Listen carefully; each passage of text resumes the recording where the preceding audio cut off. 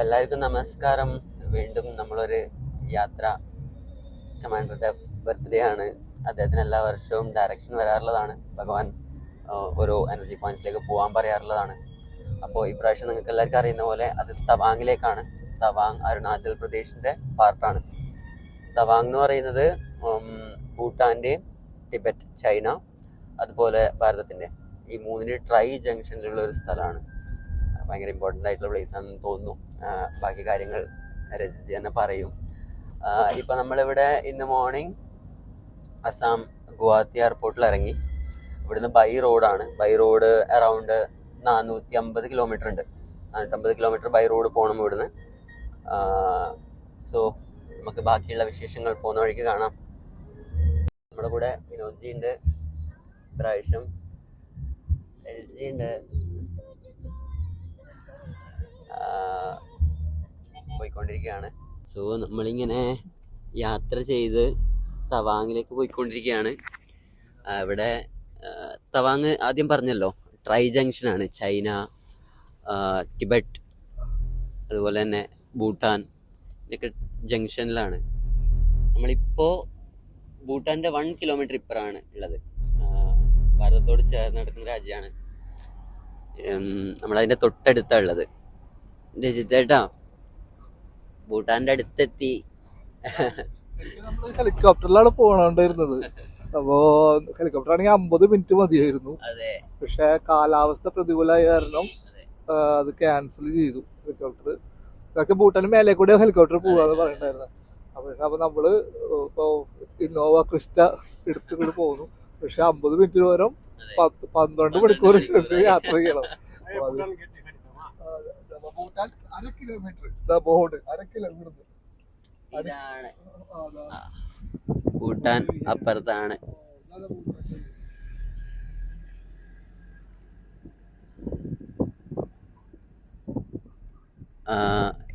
ഇതാണ് ഭൂട്ടാന്റെ gate. Welcome to India. ഇത് ഭൂട്ടാന്റെ സൈഡാണ്. എവിടെ?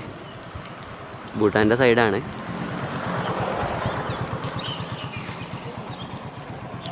ഭൂട്ടാൻ്റെ പാട്ട്. നമ്മളിപ്പോൾ ഭൂട്ടാനിലാണ് നിൽക്കുന്നത്. നടുവിലാണല്ലേ.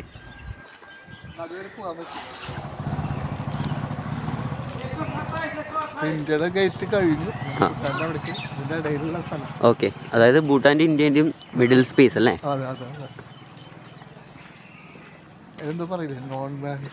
അതായത് നോ മാൻസ് ലാൻഡ്. ഇത് നോ മാൻസ് ലാൻഡ് ആണ്.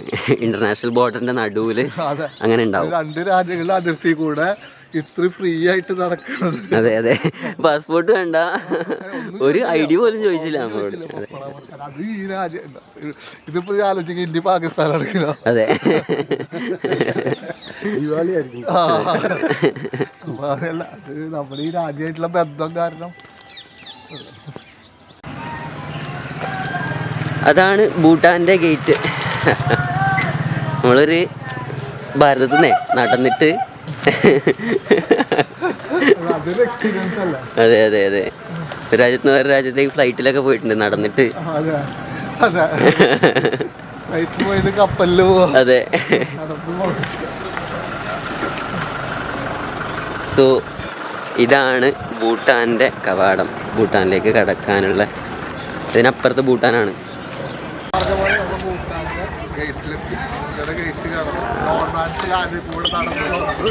വേറെ രാജ്യത്തിന് അതിർത്തിയിലെത്തി. അവിടുന്ന് ഇങ്ങോട്ട് കിടക്കുമ്പോൾ ID കൂടി ചോദിച്ചില്ല. ആയിട്ട് രാജ്യങ്ങളുടെ ഇടയിലുള്ള ഒരു ബന്ധം കാരനാണ്. അത് ഞാൻ നേരത്തെ പറ്റിയത്. ഇന്ത്യ പാകിസ്ഥാനാണെങ്കിൽ എന്താ അവസ്ഥ? അത് അടുക്കാൻ പറ്റി. പക്ഷേ രാജ്യങ്ങൾ ഭയങ്കര അടുത്ത ബന്ധവും നമ്മുടെ ഒരു എന്താ പറയുക, നമ്മുടെ ഒരാളാണ് ഭൂട്ടാൻ. ഒരു സ്റ്റേറ്റ് പോലെയാണ് കാണുന്നത്. അപ്പോൾ കണ്ടില്ലേ വണ്ടികളൊക്കെ വരണ കണ്ട്. അപ്പോൾ അത്രയും ഫ്രീ ആയിട്ടാണ് ഇവിടെ നിൽക്കുന്നത്. ഭൂട്ടാനിൽ ഞാൻ നേരത്തെ പറഞ്ഞ പോലെ ഞാൻ 2013 വന്നിട്ട് 5-6 ദിവസം ഭൂട്ടാനിലുണ്ടായിരുന്നു. അവിടെ ടൈഗർ റെസ്റ്റ് എന്ന് പറഞ്ഞ മലയിലേക്ക് സൂര്യസംഹാര ദിവസം ഭഗവാന്റെ ഡയറക്ഷനിൽ വന്ന് പ്രാർത്ഥിച്ചിട്ടുണ്ട്. അവിടെ എനിക്ക് ഭയങ്കര ഇഷ്ടപ്പെട്ട സ്ഥലം ഭൂട്ടാൻ. വളരെ കാമാണ്, ഭയങ്കര സ്പിരിച്വാലിറ്റി ഉണ്ട്. നമുക്ക് ഭയങ്കര വേറൊരു വൈബ്രേഷൻ ഉണ്ടാക്കും ഭൂട്ടാനിൽ. നമ്മൾ അവിടെ നിൽക്കുമ്പോൾ അവിടുത്തെ ഒരു രീതി, അവിടുത്തെ ഒരു അന്തരീക്ഷം തന്നെ ഭയങ്കര സ്പിരിച്വലാണ്, എനർജിയാണ്. അതൊരു വേറൊരു ഭയങ്കര കാമുണ്ടാക്കുന്ന ഒരു സ്ഥലം ഭൂട്ടാൻ. അവിടെ എനിക്ക് ഏറ്റവും ഇഷ്ടപ്പെട്ട, ഞാൻ എൻ്റെ പുസ്തകത്തിൽ എഴുതിയത് ഞാൻ ഇപ്പോൾ ഒന്ന് ഓർക്കുന്നത്, നമ്മുടെ ഉള്ളിൽ ചോദിച്ചു കഴിഞ്ഞാൽ നമ്മളൊക്കെ വിശ്വാസികളാണ്. ഞാൻ എവിടെയത് പറയാറുണ്ട്, അത് വിശ്വാസിയാണ്. അത് ധൈര്യത്തോട് പറയാൻ പറ്റണം. നമ്മൾ 10 ആൾക്കാരുടെ മുമ്പിൽ വന്നിട്ട് ഒരാൾ ചോദിക്കുകയാണ് നിങ്ങൾ വിശ്വാസിയാണ് ചോദിച്ചാൽ ചിലവരൊക്കെ ഒന്ന് പതറും. എന്നിട്ട് അല്ല, വിശ്വാസം എന്നൊക്കെ പറഞ്ഞാൽ ഒരു ശക്തിയിൽ വിശ്വസിക്കുന്നുണ്ട്, ബ്രഹ്മം അങ്ങനത്തെ വലിയ വലിയ സംഭവങ്ങളൊക്കെ പറഞ്ഞിട്ട് പറയുന്നു. എന്നിട്ട് അമ്പലത്തിൽ പോയിട്ട് ആരും മറ്റേ പുഷ്പാഞ്ജലി, രക്തപുഷ്പാഞ്ജലി, ശത്രുനമസ്കാര പുഷ്പാഞ്ജലി പറഞ്ഞു. ആ ഒരു കപടത ഉണ്ട് നമ്മുടെ പലർക്കും വിശ്വാസങ്ങൾക്ക്. അവിടെയാണ് അതിൻ്റെ ഒരു, നമ്മൾ തുറന്ന് അത് പറയാൻ തയ്യാറാണ്. ആ ഒരു ലെവലിലാണ് അന്നുണ്ടായ എനിക്കൊരു അനുഭവം ഞാൻ പറയാം. എൻ്റെ ഒരു ഗൈഡ്, ഞാൻ 5-6 ദിവസം എൻ്റെ സ്ഥലങ്ങളിൽ കാണിക്കാൻ കൊണ്ടുപോയ ഒരു ഗൈഡ്, ആ ഗൈഡിനോട് ഞാൻ ഒരു ചോദ്യം ചോദിച്ചു. കാരണം ഞാൻ എല്ലാവിടെ ചെല്ലുമ്പോഴും എല്ലാ മൊണാസ്ട്രിയിലും 24 മണിക്കൂർ മന്ത്രം ജപിച്ചുകൊണ്ടിരിക്കുകയാണ്. 24 hours എപ്പോഴും ഒരു 50 പേര് ഇത് മന്ത്രം ജപിക്കും.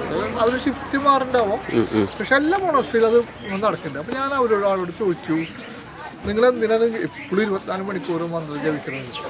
ആള് പറഞ്ഞ ഡയലോഗ് എന്താ വെച്ചാൽ, ഞങ്ങൾക്ക് വലിയ സൈന്യങ്ങളൊന്നുമില്ല, ഞങ്ങൾക്ക് അങ്ങനെ ഇതിലുള്ള സൈന്യങ്ങളൊന്നുമില്ല.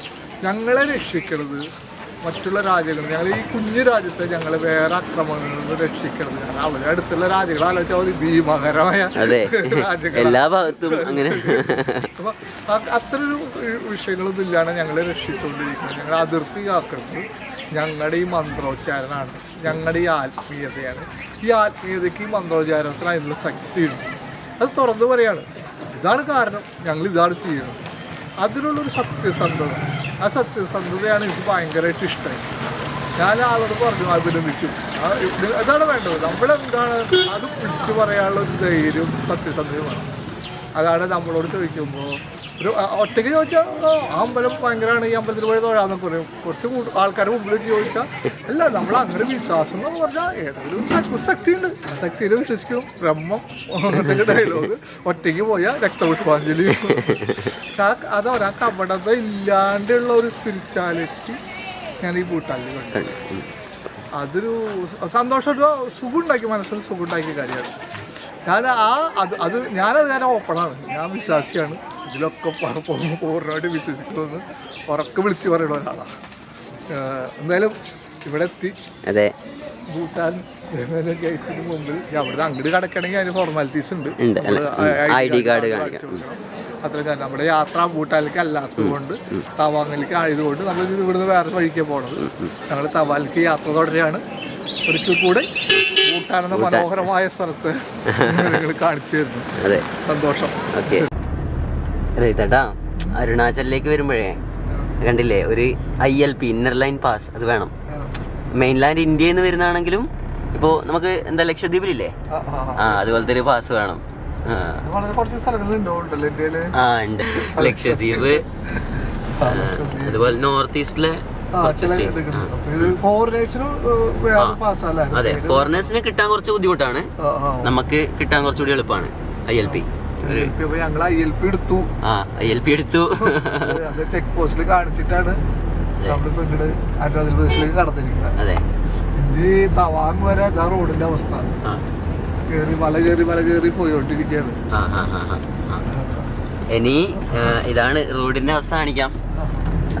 ഇനി ഫുൾ കയറ്റമാണ്, എന്താ പറയാ, സിഗ്സാഗ് റോഡാണ്. അതിന് നേരെയുള്ള റോഡുകളല്ല. നമ്മള് സിക്കിമിലൊക്കെ പോകുമ്പോൾ കണ്ട പോലെ ഫുള്ളി വളഞ്ഞിട്ടുള്ള റോഡുകളാണ്. തവാങ്ങിലേക്ക് കയറുകയാണ്. ഓക്കെ, ഇപ്പോൾ ഇവിടെ വെളിച്ചൊക്കെ ഉണ്ട്. ഇനി നമ്മളിവിടുന്ന് 3 മല കയറി ഇറങ്ങണം. മീൻസ് ആ ഒരു ജേണി എങ്ങനെ ഉണ്ടാവും അറിയില്ല, നോക്കാം. ഇവിടുന്ന് കയറി തുടങ്ങിക്കഴിഞ്ഞാൽ വണ്ടിയെല്ലാം തന്നെ വളരെ സ്ലോ ആയിട്ടേ പോവുള്ളൂ. എല്ലാം ചെറിയ റോഡുകളാണ്, കാണാൻ പറ്റും. എല്ലാവരും വെയിറ്റ് ചെയ്യണം. ഇവിടുന്ന് ഫുഡ് കഴിച്ചിട്ട് എല്ലാവരും പോവാം ഈ ഒരു പോയിന്റിൽ നിന്ന്. കാരണം ഇതിനപ്പുറം ഷോപ്സ് ഒന്നുമില്ല. ഇനി അങ്ങോട്ടേക്ക് ഒരു ഷോപ്പ് ഉണ്ടാവില്ല. ഫുഡ് കഴിക്കാനൊക്കെ ഇവിടുന്ന് വാങ്ങിച്ച് സ്റ്റോക്ക് ചെയ്തിട്ട് വേണം പോകാൻ. അപ്പോൾ നമ്മളിനി കയറാൻ പോവാണ്, നമുക്ക് നോക്കാം. ഓക്കെ.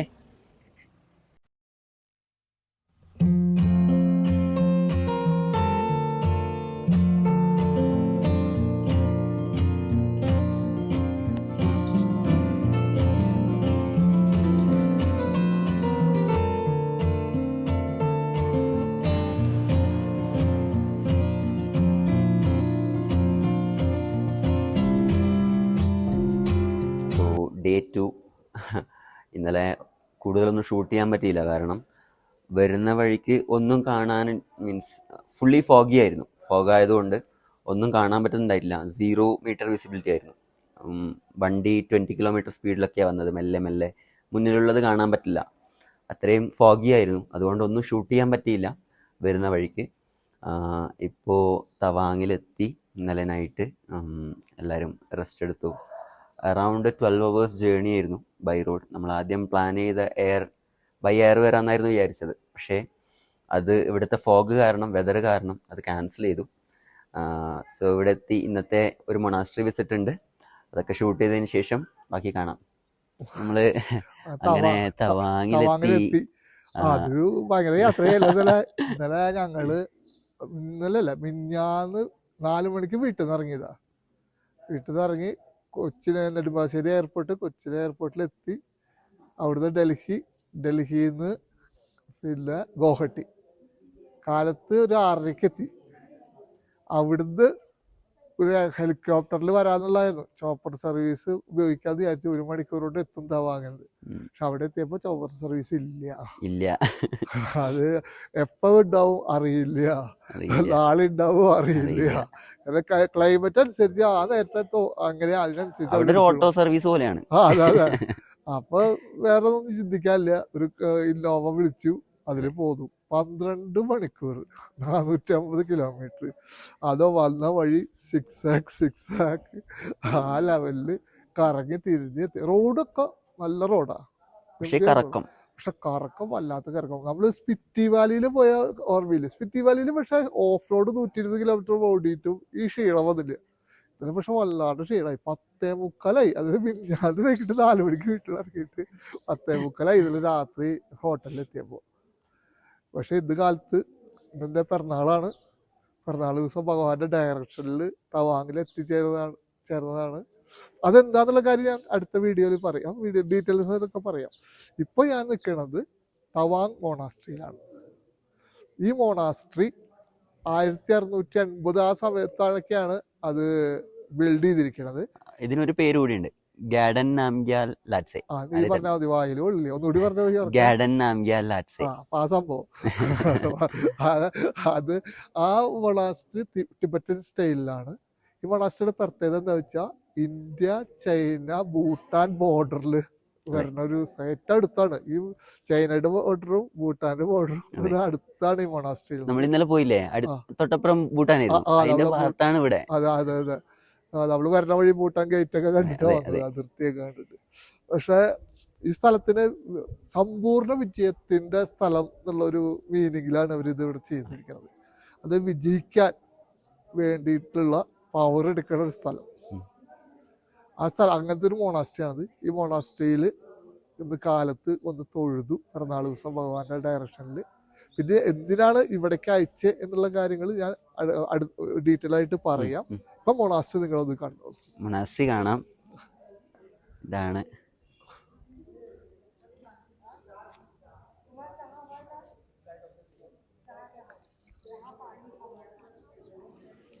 ഇത്. പക്ഷേ നമ്മള് ലാസ്റ്റ് ടൈം പോയ മൊണാസ്ട്രിന്റെ അത്ര വലിപ്പമില്ല.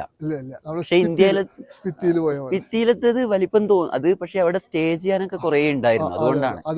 കാരണം ഇന്ത്യയിലത്തെ ഏറ്റവും വലിയ മൊണാസ്ട്രി ഇതാണെന്നാ പറയുന്നത്. ഇന്ത്യയിലത്തെ ഏറ്റവും വലിയ മൊണാസ്ട്രി, കൺട്രിയിലത്തെ ഏറ്റവും വലുത്. അതെ. സൈസ് മാത്രമാണോ അറിയില്ല. എല്ലാ കുട്ടികളൊക്കെ പഠിക്കുന്നതിലും ലാമമാര് താമസിക്കുന്ന കൗണ്ടൊക്കെ വെച്ചിട്ടായിരിക്കും ഇവർ പറയുന്നത്. അതെ, ടിബറ്റൻ. ഞാൻ പെട്ടെന്ന് ഒന്ന് ഞെട്ടി. ഒക്ടോബർ 1997 രണ്ടാമത് ഒന്നുകൂടി റീഇനോഗ്രേഷൻ ചെയ്തിട്ടുള്ളത്. ശരിയാ. പക്ഷെ നമ്മള് രസമായ കാര്യം എന്താ വെച്ചാ, ഈ പിറന്നാളില് ഞാനിപ്പോ ഇവിടെ ചൈനീസ് ബോർഡറിൽ തവാങ്ങിൽ വന്നു. കഴിഞ്ഞ പിറന്നാളിന് സിക്കിമിലായിരുന്നു, അതും ചൈന ബോർഡറിലാണ്. അതിന്റെ മുമ്പത്തെ ധർമ്മശാലയിലായിരുന്നു, അതും ബോർഡറിൽ. ടിബറ്റായിട്ട് കണക്ട് ചെയ്തിട്ടാണ് ഭഗവാൻ എന്റെ ഓരോ പിറന്നാളിനും അയക്കണത്. ആ ബർത്ത്ഡേ കഴിഞ്ഞ ഉടനെ തന്നെ നമ്മൾ പിന്നെയും ചൈനീസ് ബോർഡർ പോയി, സ്പിത്തിയിലേക്ക് വീണ്ടും സ്പിത്തിയിലേക്ക് നമ്മൾ യാത്ര ചെയ്തു. അപ്പൊ ഒരു പിറന്നാള് സമയത്ത് നമ്മൾ ടിബറ്റ് കണക്ട് ചെയ്തിട്ട് ടിബറ്റൻ നിഗൂഢതകളിലേക്ക് ഭഗവാൻ അയക്കുന്നുണ്ട്. കാരണം ഏറ്റവും നിഗൂഢതകളുള്ള സ്ഥലമാണ് യതികളുടെ സ്ഥലം. അതിനെക്കുറിച്ച് കൂടുതൽ പറയാം. കാരണം ഈ എന്തിനാണ് ആയിരുന്നു ഈ യാത്ര, അത് ഞാൻ എന്തായാലും ഡീറ്റെയിൽ ആയിട്ട് പറയാം.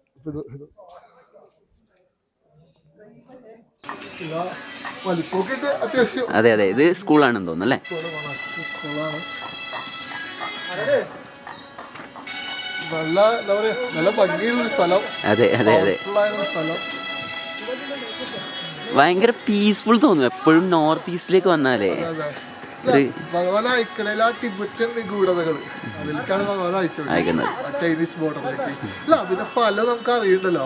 അതെ, ജിയോ പൊളിറ്റിക്സിൽ ഇന്ത്യ ചൈന തമ്മിലുള്ള ബന്ധത്തിൽ ഭഗവാൻ അത്രത്തോളം കാര്യമായിട്ട് ഇടപെടുന്നത് എന്നുള്ളത്, നമ്മളെ കൊണ്ട് ഇടപെടിപ്പിക്കുന്നത് എന്നുള്ളതിനും അതിന്റെ റിസൾട്ടുകൾ നമ്മൾ തുടർച്ചയായിട്ട് കാണും. കാരണം അത് പുതിയ ലോകക്രമം ഉയർന്നു വരാൻ അത് ആവശ്യം. അതാണ് അതിന്റെ സ്ട്രോങ് ആയിട്ട് ഭഗവാൻ അത് ചെയ്യണത്. ഇതും പറയാറില്ലേ ബട്ടർഫ്ലൈ എഫക്ട്? അതായത് നമ്മൾ ചെയ്യണതൊക്കെ ബട്ടർഫ്ലൈ എഫക്റ്റ് ആണ്. കാണുമ്പോ ചെറുതായി ഇത് ചരിത്രത്തിൽ ഇങ്ങനെ അലയടിക്കും, അതിന്റെ പവർ ഉണ്ട്. ഭഗവാൻ അത് തീരുമാനിച്ചിട്ടുണ്ട്. പുതിയൊരു ലോകക്രമത്തില് ഒരു ഇന്ത്യ ചൈന റഷ്യ എന്നുള്ള ഒരു പുതിയ ലോകക്രമം, ജിയോ പൊളിറ്റിക്സിന്റെ ആ ഒരു പവർഫുള്ളായ ഒരു പുതിയ ഇത് വരുത്താൻ വേണ്ടിയിട്ട് പല കാര്യങ്ങളും നമ്മളെ കൊണ്ട് ചെയ്യിക്കുന്നു. അതിന്റെ റിസൾട്ടും നമ്മൾ കണ്ടുകൊണ്ടിരിക്കുന്നുണ്ട്. അതിന്റെ ഭാഗമായിട്ട് തുടർച്ചയായിട്ട് നമ്മളെ യാത്ര അയക്കുന്നുണ്ട്. ഈ പിറന്നാൾ ദിവസം ഇവിടെ എത്തി. ഇവിടെ യതികളെ കുറിച്ച് നമ്മൾ സംസാരിക്കാണ്ട്, കാവൽ ദൈവങ്ങളെ കുറിച്ച് സംസാരിക്കാണ്ട്, എൻ്റെ ഈ യാത്ര ഇതൊക്കെ ആയിട്ട് ബന്ധപ്പെട്ടതാണ്. അത് കൂടുതൽ ഡീറ്റെയിൽസ് ആയിട്ട് ഞാൻ പറഞ്ഞു തരാം ഈ യാത്രയുടെ കാര്യങ്ങൾ. പുടിൻ 3 ദിവസം മുന്നേ പുടിൻ നമ്മൾ പുതിയൊരു ലോകക്രമത്തിലേക്ക് വളരെ വേഗം നടന്നുകൊണ്ടിരിക്കുകയാണ്, മൾട്ടി പോളാർ വേൾഡിലേക്ക് എന്നൊരു സ്റ്റേറ്റ്മെന്റ് പറഞ്ഞിരുന്നു. കാരണം ഇന്ത്യ ചൈന റഷ്യ പുട്ടിന്റെ ആ ഒരു കൈകോർക്കല് ഗംഭീര. അത് വേറെ രസമുണ്ടായത് നമ്മൾ പിന്നെ പറയാം, എന്നാലും ഇപ്പൊ പറയണു. കഴിഞ്ഞ ആഴ്ചയല്ലേ കാനഡ പറഞ്ഞത് അവരുടെ പൊളിറ്റിക്സ്, അവരുടെ ഭാരതം ഇടപെടുന്നു. ഡീപ് സ്റ്റേറ്റ് ആയി തുടങ്ങി. സാധാരണ വെസ്റ്റ് ആണ് നമ്മുടെയൊക്കെ ഇലക്ഷനിൽ ലോകത്തിന്റെ എല്ലാ ഭരണാധികാരികളെയും നിയന്ത്രിക്കാനും അവരുടെ കാര്യങ്ങളിൽ ഇടപെട്ട് അവരുടെ ഏജന്റുമാരെ കൊണ്ട് ആൾക്കാരെ വെച്ച് ചെയ്യിക്കരുത്. ഇപ്പൊ നമ്മൾ ചെയ്തു തുടങ്ങി. അതാണ് അന്ന് ഞാൻ എന്റെ ഇന്റർവ്യൂല് പറഞ്ഞത് ഡീപ് സ്റ്റേറ്റ് നടന്നു കയറ്റം. എന്നാലും നമുക്ക് കൂടുതൽ കാര്യങ്ങൾ നമ്മുടെ യാത്രയുടെ ഭാഗങ്ങളായിട്ടും ഈ യാത്രകൾ ബ്ലോഗ് നമ്മുടെ ഈ യാത്രയുടെ കാലങ്ങളിൽ നിങ്ങളെ പരിചയപ്പെടുത്താം. ഇന്നലെ എടുക്കാൻ പറ്റില്ല, ഒന്നും കാണാനുണ്ടായിട്ടില്ല. അയ്യോ, ഇന്നലത്തെ യാത്ര ഒരു കാര്യം പറയാണ്ട്. ഇന്നലെ യാത്ര ഒരു നമ്മൾ 10:45 ഇത് പറഞ്ഞത്. അതിന് മുമ്പ് ചുരം കയറി ചോട്ടൊക്കെ പറഞ്ഞാൽ അങ്ങനെ കയറി ഇങ്ങനെ എത്തുന്നില്ല, എങ്ങനെ പോയിട്ട് എത്താത്തല്ലേ. അവസാനം ഒരു സമയം കഴിഞ്ഞപ്പോൾ 8:45 കഴിഞ്ഞപ്പോൾ 1 മണിക്കൂർ നമ്മൾ റോഡിൽ ഒന്നും കാണാനില്ല. ഒരു അടിക്ക് മുമ്പിൽ ഒരാൾ വണ്ടിയുടെ മുമ്പിൽ നിന്നാ കാണില്ല. ആ നിലയ്ക്ക മഞ്ഞുണ്ടായിരുന്നു, വിസ്റ്റ് ആ നിലയ്ക്കാ നിൽക്കണ്ടായിരുന്നു. 0 മീറ്റർ വിസിബിലിറ്റി ആയിരുന്നു. ആ ഡ്രൈവറെ സമ്മതിക്കണം, ആള് അപ്പോഴാണ് ഈ നമ്മൾ സൈൻ ബോർഡ് വെച്ചിട്ടുണ്ടാവില്ല, അതിന് ഗുണം എന്താ മനസ്സിലായി. കാരണം ഈ ഏരോമാർക്ക് വെച്ചതും ഈ കൊക്കട സൈഡിലൊക്കെ റിഫ്ലക്ടർ വെച്ചതിന് ഗുണം ഇന്നലെ മനസ്സിലായി. കാരണം ആ റിഫ്ലക്ടർ നോക്കിയിട്ടാണ് കൊക്കയിൽ വീഴാണ്ട് ഇന്നലെ വണ്ടി പിടിച്ച് വന്നത്. അപ്പോഴാണ് ഇതൊക്കെ എത്ര അത്യാവശ്യം മനസ്സിലാവും. വല്ലാത്തൊരു യാത്രയായിട്ട് 1 മണിക്കൂർ. അതെ, വണ്ടി ഒരു 10-ലും 20-ലോ 15-ലൊക്കെയാ പോയിക്കൊണ്ടിരുന്നത്. ഭഗവാനെ വിളിച്ചിട്ട് ഞാൻ ഫ്രണ്ടിലായിരിക്കണം. അപ്പൊ ഭഗവാനെ വിളിച്ചിട്ട് ഏറ്റവും ഫ്രണ്ടിൽ ഇങ്ങനെ എത്തിച്ചു നോക്കിയിരിക്കണ്ടായിരുന്നു. അതെ അതെ അതെ, പേടിച്ചിട്ടാണ് ഡ്രൈവർ മെല്ലെ 10 കിലോമീറ്റർ സ്പീഡിലാണ് വണ്ടി പോയത് 1 മണിക്കൂർ. അതെ അതെ, ഞാൻ വീഡിയോ എടുക്കാൻ നോക്കുമ്പോഴേ ഒന്നും കാണുന്നില്ല. പിന്നെ ഭയങ്കര ടയേർഡായി ഇന്നലെ, ഒന്നും ചെയ്യാൻ കഴിയുന്നുണ്ടായില്ല. സോ ബാക്കിയുള്ള വിശേഷങ്ങൾ എഴുതട്ടാ അടുത്ത സ്ഥലത്ത്. ഇവിടെ കുറച്ച് അടുത്ത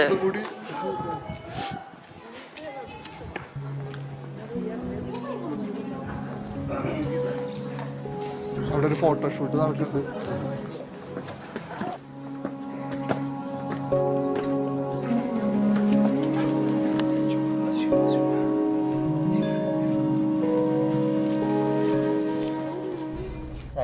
കണ്ടോളൂ. ഞാൻ ഈ ഗ്ലാസ് ഒന്ന് താത്താം. पहले का मैनेज से आपने 10,000 दिया था, उससे 10,000 मैनेज कीजिए आप. वो मेरा मैनेजर ने पूरा बिल बना के भेज दिया. हेलो हेलो हेलो प्रीवियस का आपको क्लियर किया था क्या? आप मुझे काइंडली स्क्रीनशॉट हाँ भेज दीजिए. അപ്പുറത്ത് ഭയങ്കര ഭംഗിയാണ്, പക്ഷെ ആ ഫോഗ് കാരണം കാണാൻ പറ്റുന്നില്ല. हाँ आप हमको अभी मेरा नेटवर्क नहीं आएगा, अपना थोड़ा बाद में फोन दीजिए. बमला पास जा रहे हैं. ഈ സൈഡ് കണ്ടോളൂ. आज तो होना चाहिए. ഫുള്ളി സ്നോ കവേർഡ് ആണ്. वही तो नहीं है ना, एक कैंसिल हो गया ना बुकिंग फिर. हाँ